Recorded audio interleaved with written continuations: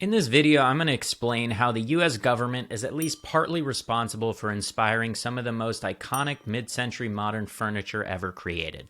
I feel like it's appropriate to mention most of the credit should go to Ray and Charles Eames, but the US Navy had a significant role to play. Back in the 1940s, World War II was raging, and the US Navy had a problem.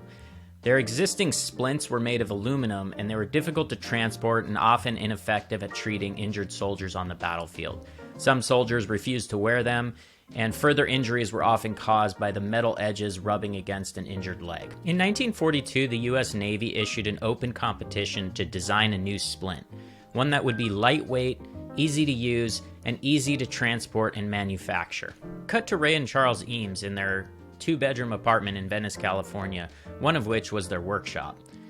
They experimented with wood veneer, resin glue, and molds, ultimately creating a simple design out of molded plywood that they would submit for their competition entry. The process that the Eames used to create their splint involved placing thin layers of wood veneer and applying heat and pressure to form a desired shape.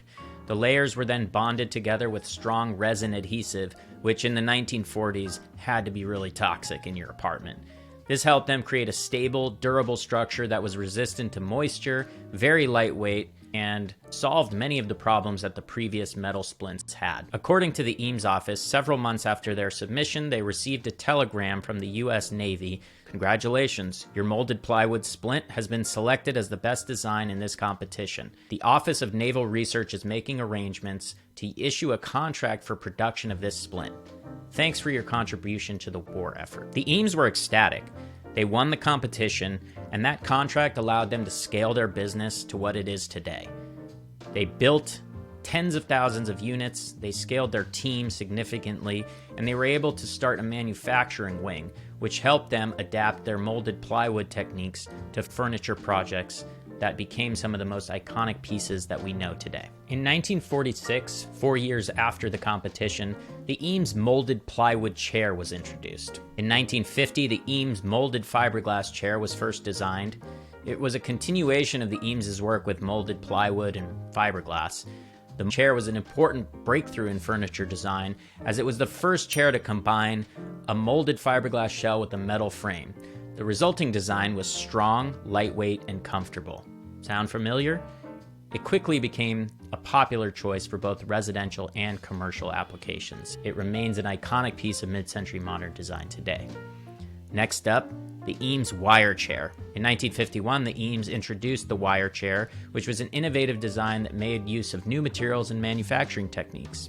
And last but certainly not least, in 1956, the infamous Eames lounge chair and ottoman were released, which remains probably one of the most iconic mid-century modern design furniture pieces.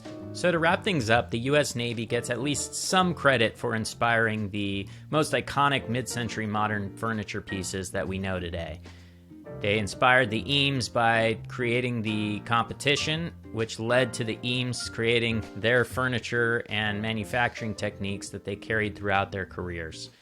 This is Design is Blank. My name is Nick. If you like the content, please help me out. Subscribe, like, share, whatever. That helps me know that I should continue making this content.